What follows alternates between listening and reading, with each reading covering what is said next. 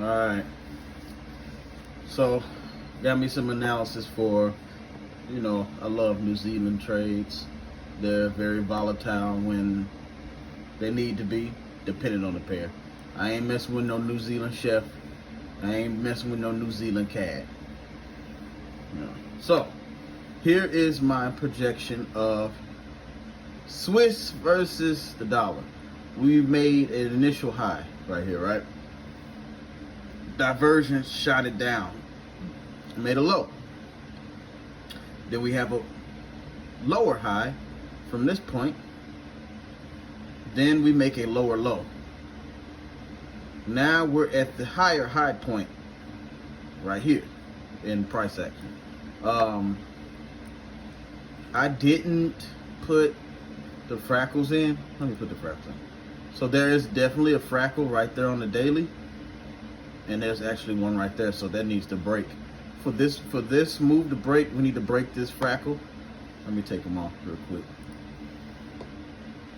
This is a beautiful 50 rejection on the daily of New Zealand dollar. Frackle right on the retest area.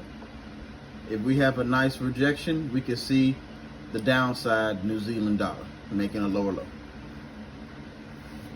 TP1 for me 69,500, TP2 68,300, and final TP3 66,300.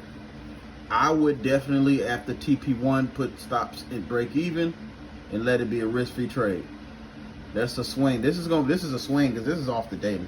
I don't even really be messing with H4 and hours and all that unless I'm looking for entry points. I'll be looking on the weekly and daily and seeing what y'all be seeing on the 15-minute. So with that being said, Swiss dollar is going to do that. Let's go to my second favorite pair. Swiss yen. My second favorite New Zealand pair. So I got the same possibility happening here. This is the move I'm looking for. Obviously, that's the retest area. It came down, it pulled all the way, so it broke this area, retested it, and kept going up. And I knew it would come back to this retest area. So now we're at this retest area. I think it made a frackle, didn't it? So frackle showed up on the daily. It started making lower lows on the H1. I got in the entry. I'm in profit, as you can see. So the move I'm looking for, maybe to pull back to that retest area, make an M, dump, break this area, come down to here, retest this as a ceiling, start making some lower lows. So that was actually my first TP1 right here, because there was the 20 EMA with this right here. I don't have my EMAs on. I know where we're at. The 50 EMA was right here. And I think this was where the 200 at. I don't know they are now, right now. But this is the move I'm looking for Swiss yen. All right.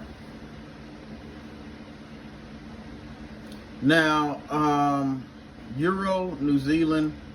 Euro's been kind of weak. As you can see, EU, the dollar's been kicking EU's butt. GBP's been kicking EU's butt. The Euro versus GBP. So, honestly, if that yen, that yen dollar and that yen Japan works out pretty well, we can see this pull back to this retest area on the daily. And if it breaks, it'll, test it as a floor and continue back up. I'm not quite sure if that move will happen. So I'm actually in a buy right now for it to come back up to this retest area for Euro, New Zealand. It's acting kind of slow. Slow. My fourth favorite New Zealand pair is actually doing what I wanted to do. I have buys in it, and I'm actually taking it to this retest area. Obviously, it looks just like Euro New Zealand because it's against New Zealand, so it's going to look like it.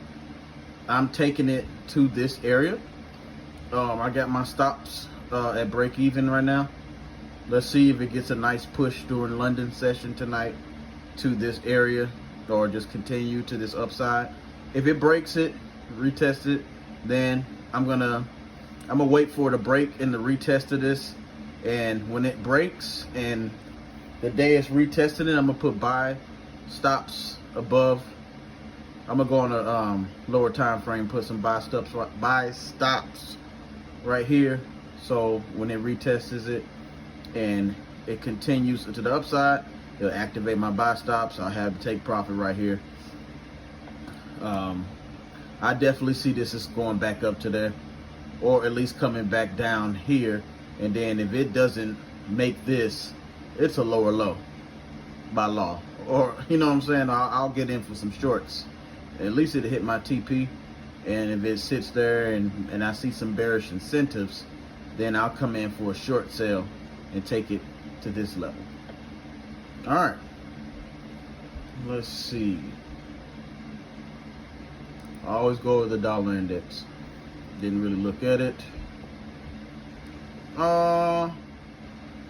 So my prediction was for the dollar index was, see, it broke out a channel, came up, it's retesting that area. I'm seeing, I can see the dollar index coming back to this high, at least at this point. I hate when it's that red color. Hold on. I'll make it blue since it's bullish. I see it at this point. It broke that area. I can see it coming back up here. At this point, when it comes up here, who knows what happens. If it breaks that area, if it breaks, it'll just keep going to the upside. Honestly, for the dollar, I'm very bearish on it. I mean, bullish. Ever since I saw this divergence down here, I remember seeing this and like, yeah, it's about to turn around, and it showed a divergence.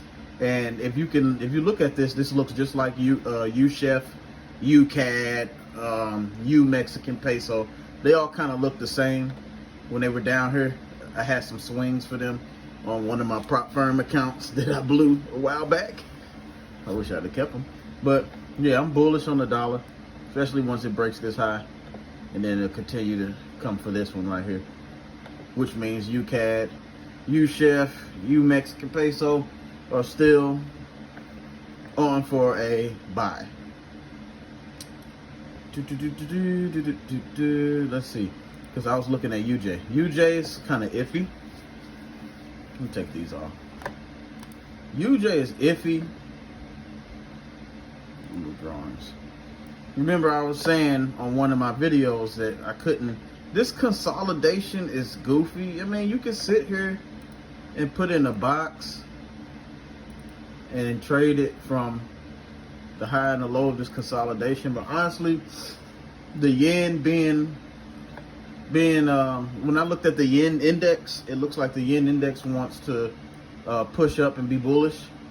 If the yen index push ups and be bullish, and the dollar index is pushing up and being bullish, that's why you have this range here. Both the yen index and the dollar index are bullish. So dollar yen doesn't know what it want to do. It really doesn't. Even though, like I said before, we had a breakout of a trend. We had a breakout of a trend line, right? We had the structural high right here. And from this point, it started making lower lows. It never made a higher high. It never, like, it went, if you like put this in perspective of that was the high, it came down to this support. Let me make this a different color so you can see this. Maybe purple will do. Can you see purple? Nah. Red. You see that now? It looks like the candles. Sheesh. Maybe you can see black. I'm tripping. You can see white. So if from that structural high, it came down, made a nice support right here, and then it came here. And I'm thinking when it made this move, I'm thinking maybe a push down to the downside, because I had the area, this area right here, I was thinking maybe this is where it's going to retest back at. But it never made this move. So now we have this range, and it's just filthy, because you know I like trading UJ. And this is the only dollar pair that's ranging like this. And like I said, the yen index and the dollar index are bullish. and they both had daily diversions on it. So it's like now at this point, you could just buy, like at this point, buy, take it back up here, sell, take it back up here, and hope for a break out of this, retest, and then floor, or, you know, I don't know. We're going to have to see about UJ. I haven't been touching UJ. Some of y'all trade GJ. I don't touch GJ. The only GBP pair I touch is GBP New Zealand and sometimes GBP dollar, which I haven't looked at that in a while. Oh, I haven't looked at it in a while since it hit my TP this day. When it broke this area, retested, and it came to that, and that was on the H4. So I ain't looked at it ever since. And I only trade, like, with me, I'm a New Zealand guy, so I'm gonna trade my New Zealand pairs, the ones that I like. But I don't like some of them move kind of goofy, so I ain't gonna touch them. But if I don't see a good setup, then I'll go to the UJs, the GUs, the Euro Chefs. I trade pretty much anything. And then as far as pairs go, pairs can be slow sometimes. So, you know, I'll go over to gold. You know, see, gold broke out of this trend thing. I'm waiting for it to pull back up, and then it's like maybe push back up to here, and then dump, because the dollar index is, the dollar's bullish. So, you know, gold is going to manipulate, make it look like the dollar's weak, and then maybe dump. Well, I've been catching some nice little setups with this, so I'm just waiting for this pullback. I could put a buy in right now and take it to this trend line, but I want the big move. I want this one. You know what I'm saying? Same with silver. Silver, it broke out. I want this move. That's the move I'm looking for silver. The big move right there. Break out a trend, retest it, make sure that it's legitly a trend line break, and we're taking it to the downside. I love U.S. oil. I'm still in this trade. Actually, this is the daily too, by the way. This is the daily. It broke out that trend. It's making down trends now. I'm actually 110 pips up with oil on my prop firm account. Taking it down there. That's the move we're looking for. Break, touch the trend. Break this, touch the trend line. Break that. That's what we're looking for. Hopefully that move happens. But yeah, that's the market analysis. If you want to take these New Zealand